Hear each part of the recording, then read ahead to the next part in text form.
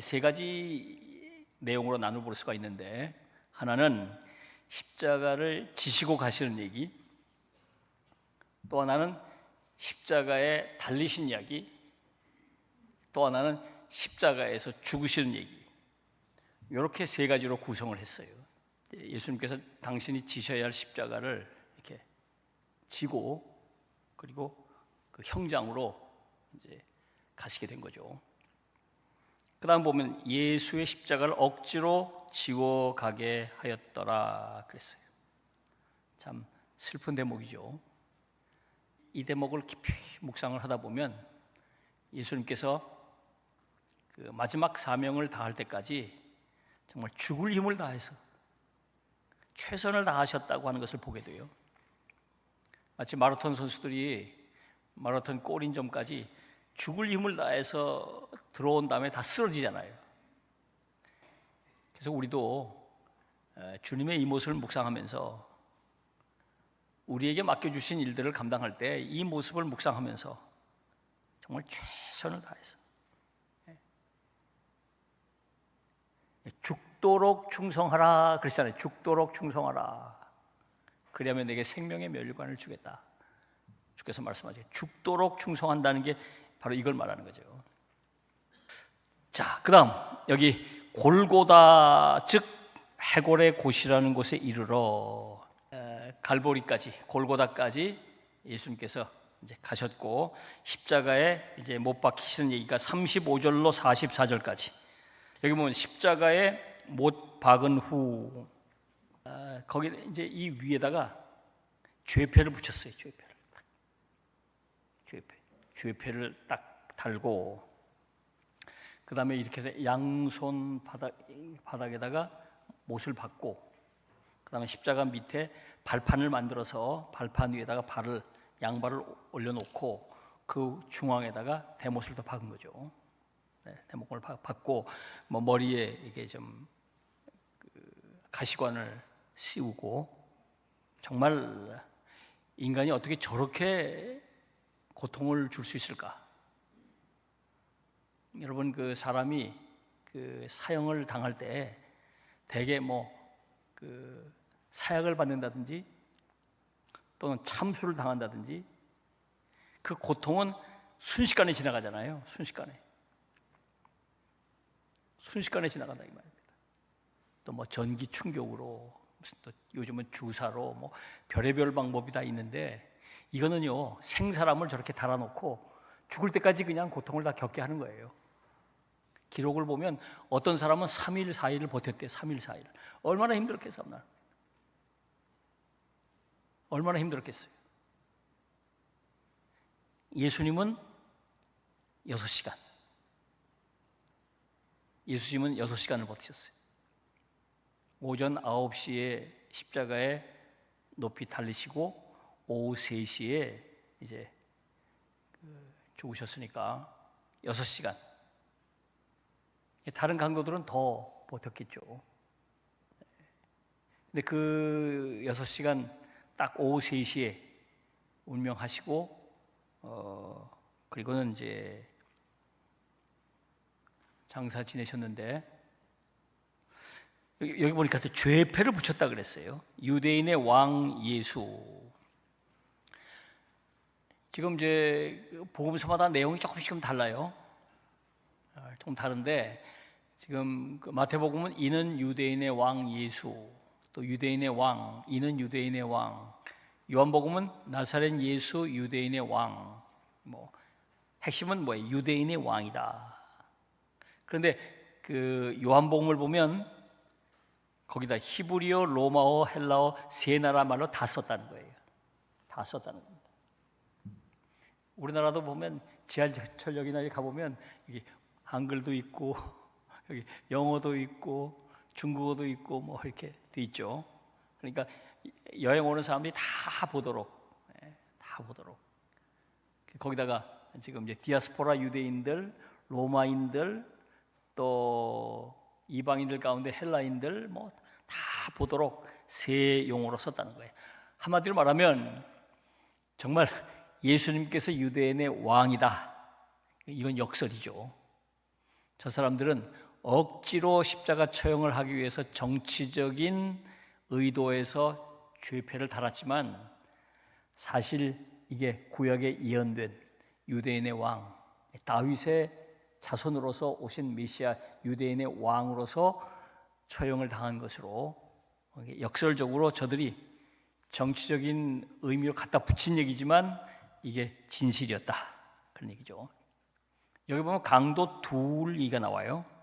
강도 둘이 한편 오른편 왼편에 둘이 그래서 함께 동시에 십자가 처형이 진행이 됐다는 거예요.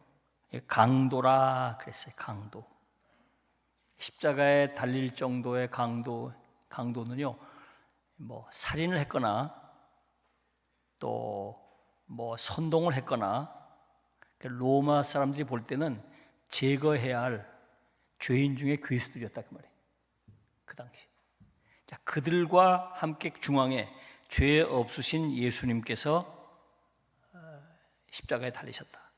그러니까 죄인 중에 인간이 저지르는 죄 가운데 가장 흉측한 죄를 저지르는 자들과 함께 예수님께서 십자가에 달리셨다.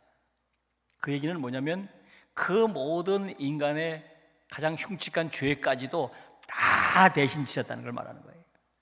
가벼운 죄에서부터 하여튼 뭐 십자가에 저렇게 공개적으로 처형을 당해야 할 만한 죄를 저지르는 그런 인간들의 죄까지도 다 담당하실 수 있는 가장 흉악한 죄인으로 가장 끔찍한 죄의 대가를 지금 치르고 계신 것이죠.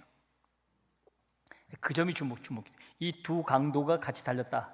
그 얘기는 이들처럼 예수님께서 죄인으로 끔찍한 처형을 당하셨다는 것이니까 이런 사람들 죄까지도 다 용서할 수 있는, 대속하실 수 있는 그런 이제 십자가 처형이라는 것을 우리가 알게 되죠. 여기 보니까 이 조롱을 당하셨어요. 십자가에 달려 계시는 동안에 조롱을 당하셨다는 게 지나가는 자들이 조롱을 했다는 거예요. 성전을 헐고 사흘에 짓는 자여 네가 만일 하나님의 아들이거든 자기를 구원하고 십자가에서 내려오라. 지나가면서 예수님을 조롱한 거죠. 여기서 주목해야 할 것은 네가 만일 하나님의 아들이거든, 네가 만일 하나님의 아들이거든. 어디서 많이 듣던 얘기죠. 사단이 예수님을 시험할 때 했던 말이에요. 네가 만일 하나님의 아들이거든 뛰어내리라. 네가 하나님의 아들이거든. 무슨 얘기일까요? 그러니까 이들이 지나가면서 툭툭 내뱉었던 저 조롱, 그 뒤에 사단이 있다는 걸 말하는 거예요. 사단이 있다는 걸 말하는 거예요. 이 모든 일에 사단의 역사가 있다는 것을 말하는 거죠. 저들이 자기들도 모른 채 사단의 도구로 지금 이용되고 있는 거예요. 네가 남을 구원하기 전에 너라도 좀 구원해보라고 이렇게 조롱을 하고 있는 거 아니에요? 조롱. 네가 참 메시아라면 십자가에서 내려올 수 있지 않겠느냐? 네가 널 구원하고 내려오면 우리가 메시아라고 믿어주겠다.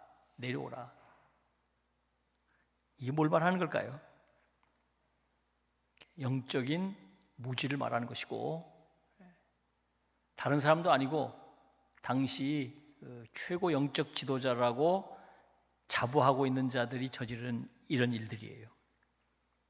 그래서 우리가 성령의 역사가 아니면 우리는 하나님의 역사를 깨닫지 못합니다.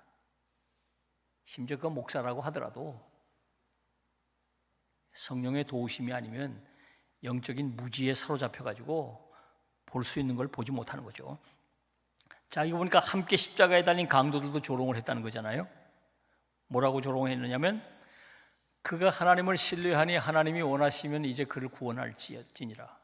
그가 자꾸 하나님 얘기하고 뭐 하나님 팔고 있으니까 하나님께서 구원하시겠지 한번 지켜보지 뭐 조롱을 했다는 거죠. 그 마지막 부분을 보면 다시 크게 소리 지르시고 영혼이 떠나시니라. 엘리 엘리 라마 사박다니. 그 버림 하나님께로부터도 외면당하신 뒤에 고통의 절규를 부르신 뒤 맨 마지막에 다시 한번 소리를 지르셨다는 거예요. 뭐라고 소리를 지르셨는지 우리는 모르지만 누가복음 23장 46절에서 아버지여 내 영혼을 아버지 손에 부탁하나이다 이렇게 말씀하셨다고 했고, 요한복음 19장 30절에서 다 이루었다 이렇게 말씀하셨다는 거예요. 아마 이 두 마디를 다 하시지 않으셨을까? 다 이루었다. 아버지 내 영혼을 아버지의 손에 부탁합니다. 그리고는 이제 죽으셨다는 거죠. 이 아주 그 장렬한 순간이 이렇게 해서 마감이 되는 거예요. 우리가 이 말씀을 묵상하면서 우선 예수님의 그 고통의 깊이를 생각해 봐야 합니다. 예수님의 그 고통의 깊이, 인간이 겪는 그 어떤 고통과 비교할 수 없는 그 고통의 깊이가 있어요.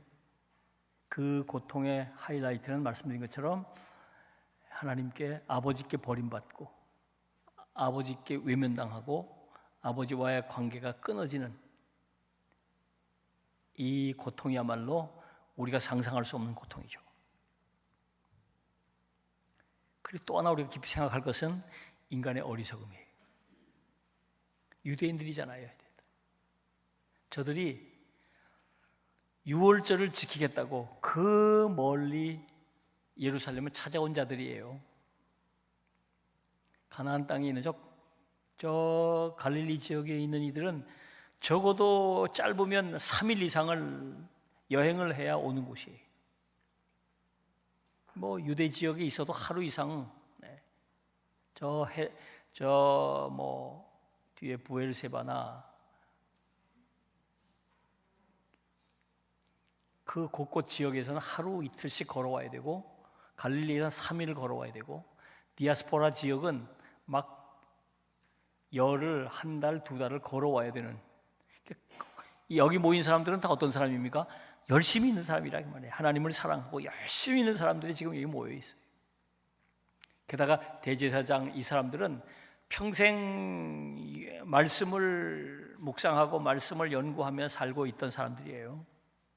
근데 이들이 성경에 기록된 대로, 예언된 대로 메시아가 오셔서 이렇게 인류 구원을 위해서 위대한 구원 역사를 이루시는데 그걸 모르고 있다 이 말이에요. 엉뚱한 소리나 하고 있고. 우리가 그래요. 영적인 무지가 있어요.